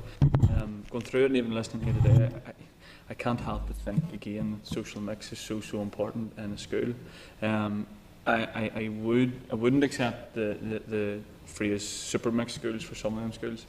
I think their level of intake in free school meal pupils spurns that. But to what would be the educational benefit if you put the Protestant boy from a deprived background in a classroom beside the Catholic girl from a non-deprived background? Well, I think, let me start off by saying that it is not necessary that free school children do worse than non-free school children. I accept that. There are 22 schools. So the first thing is, what are these 22 schools doing that they're delivering these qualifications to free school meal children? That 68 schools who are not even able to do that, what are they doing right? What are 22 schools doing right and 68 schools doing wrong? So there's an element there of what we can learn from each other. I think there are also peer group effects. I mean, you and I may come from culturally different backgrounds, but when I see that you can solve the differential equation better than I do, my views, I acquire a certain respect for you. When I acquire respect for you as a person, I acquire respect for your background. And similarly, you see that I do something better than you do, and you respect me for that, and therefore you think, oh, maybe his background is not all that bad after all. And I think the key to respect, very much, from my personal view, is not to respect somebody in the abstract, but to respect that person, and through that person, respect his origins or his or her origins. And I think putting people together in shared education, you certainly learn that, you know, this person is good at that, and I'm good at that, and, you know, maybe we all alike in some ways. Is there ground, and I know stats can be used, and you can take different angles out of this report, like any report, but that I think there are more, the stats would suggest that social mix in the Catholic sector is better than the social mix in the control sector. Yes. Is that a determinant factor? Does that play a role in why the better results for deprived pupils in the maintained sector? There is something that Catholic schools do which makes free school meal children perform better in maintained schools, both grammar and secondary, than they perform in other sectors. There's something that they do. We don't know what it is. But if you investigate further, you will find that absenteeism in maintained schools is lower than it is in other sectors. And we find in further, other work that absenteeism has a major role to play in terms of school performance. So, you know, without going into anecdotal sort of sociology or psychology, there is something there, but this is very research-like. We need to find out what that is. Just one final question. When parents are deciding on the school, and it's about the outcomes of the school, were you able to find what measurement they use? Is it A-levels, GCSEs? Is it the fact that you need a transfer test to get into that school? What is it a culture of a school being a good school? Because very often you hear parents say such and such is a good school, and you're going, well, it's actually not a good school. It may have been a good school, but it's no longer a good school. Or vice versa. There may be schools out there who are good schools now, but they're not perceived to be good schools. So we're looking at first preferences, but we're looking at the previous year's performance. So it's contemporaneous. So it's not something that was in the past. It's not a reputational thing, but, you know, something which is based on hard evidence. And we're not saying that other factors do not matter, but we're saying that performance matters. And performance matters significantly. So I think, it is a very good question in terms of, you know, what constitutes education performance. We tend to use the standard measures that DEE use because we've got quantification of those, but parents may take a more rounded view of that. It might be that there's also very good sporting activities, that, you know, it's a very good place to go, that it's local, that they went there, etc. Thanks very much. Thanks. Thank you. Mr. Newton. Thank you, Chair, and thank Professor Knox and Professor Bora. Can I just refer you to a part? You're indicating that you're moving forward on the OFM, DFM shared education, the signature project. We're moving forward, the Assembly's moving forward on the education bill at the moment, and as not alone, I would be critical of how we have done the area planning in the past, and feeling that we really haven't done that as effectively as maybe we could have done. Your work, has it any relevance, or do you believe it's any relevance to the area planning that will be undertaken by the Education Authority then in the future? Have you been involved or asked about the work? Yeah. We did do a presentation to this committee before around the whole area of the whole topic of area planning, and at that stage the primary area plans had not come out. They've only just come out recently, or been the final area plans, and our examination of that was put simply, or perhaps crudely, that area planning was not composite area planning. What essentially you had was CCMS doing their own thing around schools, the board doing their own thing around schools, consulting with the integrated sector, the Irish movement, Irish school sector, and cutting and pasting these plans into something that they then called a composite plan for the area. Having looked just recently at the area plans for the primary sector, I don't see a significant change in that philosophy. And indeed, I think it's been criminal. Maybe that's too strong a word. It's been very negative perception from those who have engaged in that process as a parent or as part of a community, that a lot of the suggestions that came forward from those were essentially ignored either by CCMS or the boards. So I think where does this help us, if you like, in terms of shared education? I think the Minister advised the boards and CCMS to be creative and imaginative around area plans. I think they've been neither of those. And I think if they're going to, on the one hand, embrace shared education as part of the way forward, then they need to be highly cognizant of that when they develop area plans. And developing area plans on a sector basis is not going to do that. And your work will inform the strategic planning of DE and indeed education and library boards or the new authority. Am I right?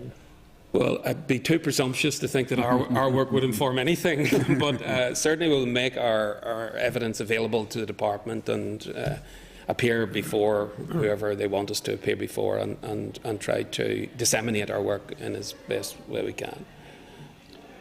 Yeah, please. I think in the early presentation, the point was made that geographical proximity is very important for partnerships. And de facto, the way the geographical proximity works out in Northern Ireland is that it is intersectoral. So in the area that I live, within half a mile of each other is Aquinas, the top-performing grammar school in Northern Ireland, Wellington College, medium-level performing, St. Joseph's, the worst-performing secondary school in Northern Ireland. So there's enormous potential for partnerships which are waiting to be uncovered. And I think what we have simply done is scratch the surface. We've uncovered 4 from our work. You heard about Ballycastle. But like these, there are hundreds of partnerships waiting to be uncovered. But what it needs is the spirit and the energy to do that. Because I think there's enthusiasm there, but it needs to be harnessed and channeled. And perhaps the Signature project will provide the mechanism to do that.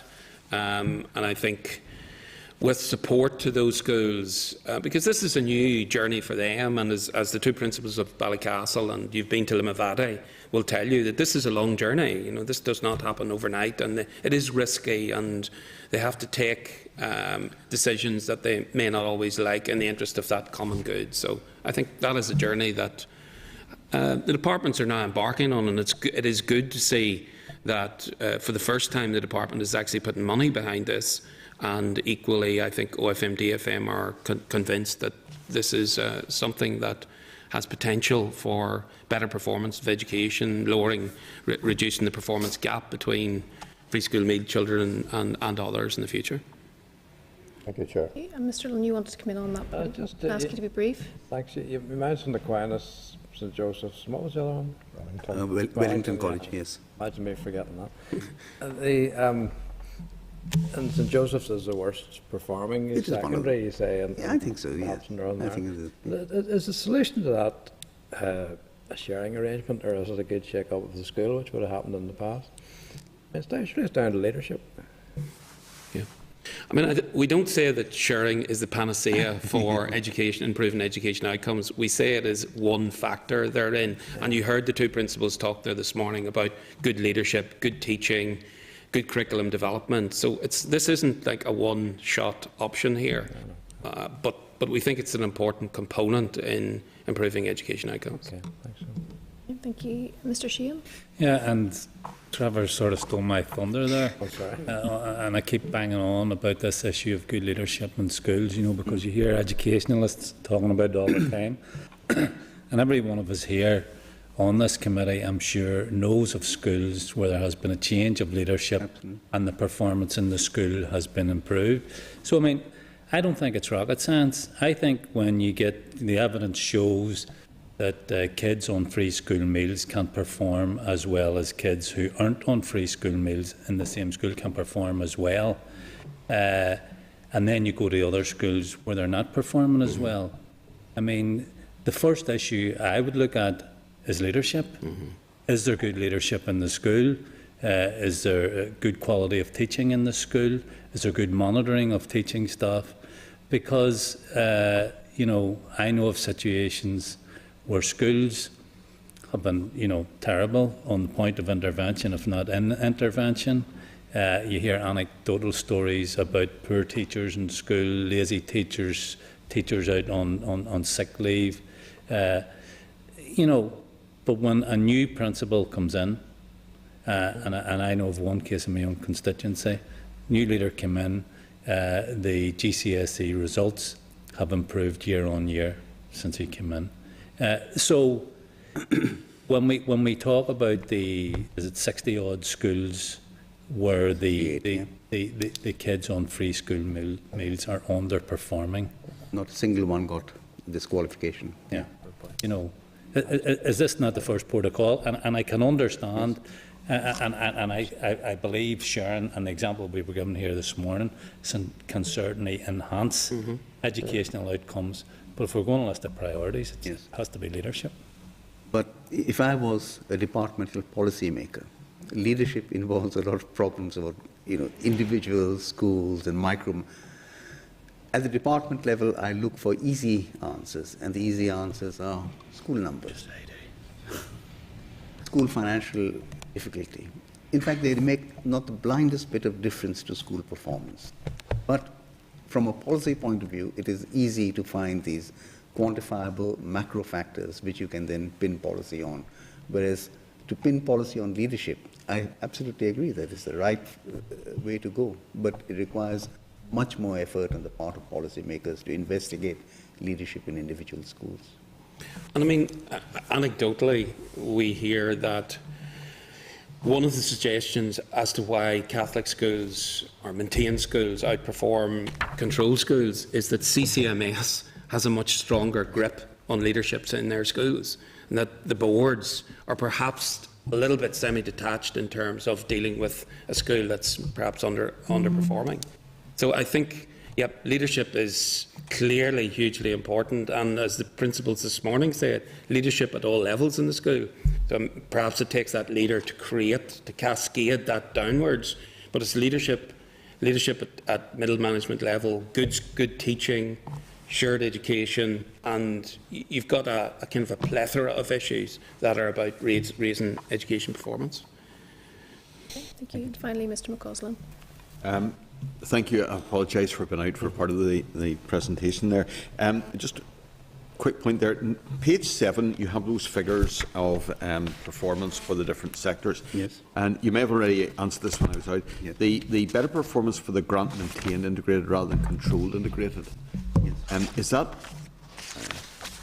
you might guess, that's something to do with schools that were just controlled schools and then have transformed the controlled integrated. Yeah, they've changed behaviour. Yeah. And was that because they were not doing particularly well previously, or I don't know. I don't know either, but there is this very derogatory term, and I don't wish to label these schools, but sometimes when schools are at the edge of viability, sometimes referred to as deathbed conversions. I've said it, it's on record, I'm sorry, but that option becomes a possibility for them. And I can see why schools would choose that option. So that may have implications for their performance. Okay, thank you. I hadn't heard the phrase used in that context before. That's good. The second one was the about the reason why the Catholic maintained sector seems to do somewhat better, and the issue about leadership. And there are anecdotal stories and comments about that. Is there any research actually being done on that at the moment? I know you said it should be done, but is there any actually being done? Well, I'm not aware of specific in-depth research on what's commonly referred to as the Catholic ethos. So when you ask principals about this issue, they tend to say, well, Catholic schools do well because there's a Catholic ethos. When you say, well, so what is the Catholic ethos? What is that package, if you like, that makes that performance better than, or marginally better in the case of grammar schools, than controlled sector? I think it's more difficult for them to answer. I think I'd say that we are among the first to have drawn attention to this fact in a systematic way. In the sense, maintained schools versus controlled schools, Catholic grammar versus Protestant grammar, intake of FSM students, both in the secondary school sector and in the grammar school sector. So this sort of systematic exposure of inequality between performance, I think, it has been a modest contribution. Yeah, and it's maybe the next step that is of greater interest now, having, if you like, exposed the problem. So how do you interrogate what the nature of that problem is? And it probably requires a lot more qualitative research than we've been able to do. I would certainly agree. I know it's only a suggestion there about the role of CCMS. Where schools underperforming, there's probably more support and more pressure from the church to intervene in that situation than you would get with a controlled school. So yes, I would agree with that, and I hope there is research. Just a final brief point was free school meals then, and the correlation with educational disadvantage and so on. Does that suggest that free school meals may not be the best possible or the most accurate way of assessing the need to target additional support? Because we put additional resources in financially on the basis of free school meals, but raises questions, does it? I think it may not be the perfect measure of deprivation, but even if you had an idealized measure of deprivation, there would be a strong correlation between free school meals and that idealized measure. So I think sometimes one may spend an excessive amount of time defining what deprivation really is, rather than trying to investigate, even on this crude measure, why children don't do so well. But we know from talking to school principals that, again, this is anecdotal without having researched this, that perhaps one sector is maybe a little bit more reluctant to classify themselves as free school meal kids than another, and that has implications for resources both into the schools and how they're assessed in terms of their performance band. If I can take just one example. In London, there's hardly any gap between free school meal children and non-free school meal children. And one of the reasons that people who have done this study for London is that a lot of free school meal children in London have immigrant parents. And there's a lot of parental pressure, first generation, to do well in school. And I think, that is also a very important aspect. It's not just, deprivation or poverty, but what's happening in the house. It would suggest that there may be an overemphasis on financial disadvantage. Absolutely. Yeah. That maybe, I think that's another issue that needs to be maybe researched. Yes. Thank you.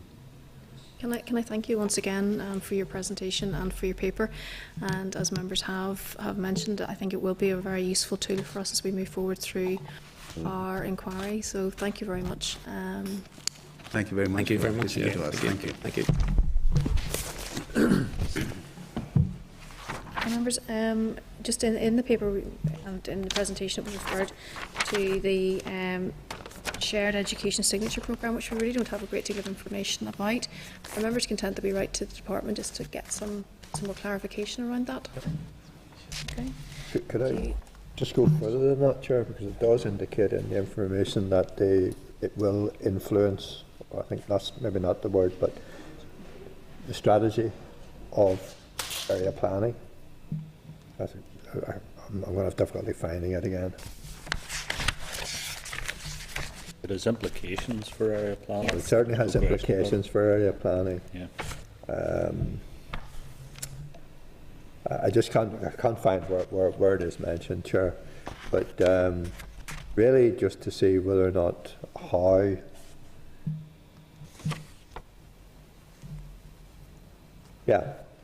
Knox and Boara also refer to the OFM-DFM Shared Education Signature Project. They indicate that the project's objectives are to increase participation in shared education and to embed shared education in the strategic planning of DE and the ELBs, or the Education Authority now. If we could maybe just explore the role, where that is, who's going to take notice of it, and I think so. I think it might be useful to do that because really this is the first information that we've received about this project, so it'd be useful for us to get more. I was surprised, Chair, at the action, Professor Knox, in terms of area planning and what his thoughts were on what had been deemed to be area planning. The point was also made of the relationship between absenteeism and educational outcomes, and the point obviously made by Mr. Craig earlier. So, I mean, again, I think that's a useful piece of research to look at coming out of that. I'm not surprised at what he said about area planning. Just on the issue of absenteeism, are we feeding into I know the public accounts received word from the Minister to say that he agreed with every recommendation with regards to the public accounts report on pupil absenteeism, and was rolling out a whole plethora of different initiatives, etc., to tackle it. Is this committee its side of that? Or? So, Chair, as the members were talking about this in the closed session at the start, my understanding is the memorandum of response has gone to PAC, so that's PAC done with that subject. So it's now, I was going to come back with some information for the committee, but I do understand that PAC wants to return to it at some point, so there'll just be, I'm sure the committee will be free enough to talk about the subject. We just need to coordinate ourselves so they're not both talking about the same thing at the same time. I think PAC, I think we agreed to go back to it in like a couple of years' time to see what the feedback was or what was. We're laughing then. Okay, thank you. Moving on to correspondence, pages 103 to 142. 14 items provided and one tabled item. Members content that we deal with these as has been indicated in the table. There is an exception to that just with regards to 9.4, and that's with regards to Seago Primary School, and I'm just recommending that perhaps that we forward this correspondence to Seago just to seek their thoughts on the proposals and the consultation which has gone to them, just rather than noting. And we've also received an invitation from Christ the Redeemer Primary School, and that's come from the pupils there, and they've shown an interest in the work of the committee. And if members are content that maybe we ask them to come up to Parliament buildings to have a tour and maybe take the opportunity to come in to our session, and we can have a conversation then with them perhaps after that. Okay, members content we do that. Great. I'm not sure if there are any other items of correspondence that members have any particular concern or wish to comment on. The tabled item is obviously a notification coming from the Minister's office to say that there will be a statement on Tuesday on post-primary Irish medium education, and so I just want to ensure that members are aware of that, and then obviously in the chamber on Tuesday morning for questions to that statement. We haven't seen sight of it, and we won't see sight until Tuesday morning. Do we know the time of the statement? Well, I think there's another ministerial statement at 10:30, so I would expect 11:15, 11:30 on Tuesday would be my guess. Okay. Any other business? Just on the Christ Redeemer one, seems to be more than one letter here. The one I'm looking at is asking us, could we come to the school? Just in the first instance, I was wondering maybe if they came to us and then we could arrange, just given our timetable. Yeah. But it would be useful, I think, to go to the school, but just in the first instance for them to come here. Yeah, it's just we had a discussion some time ago before you took over about there's so many invitations, and a lot of them come to the chair, obviously.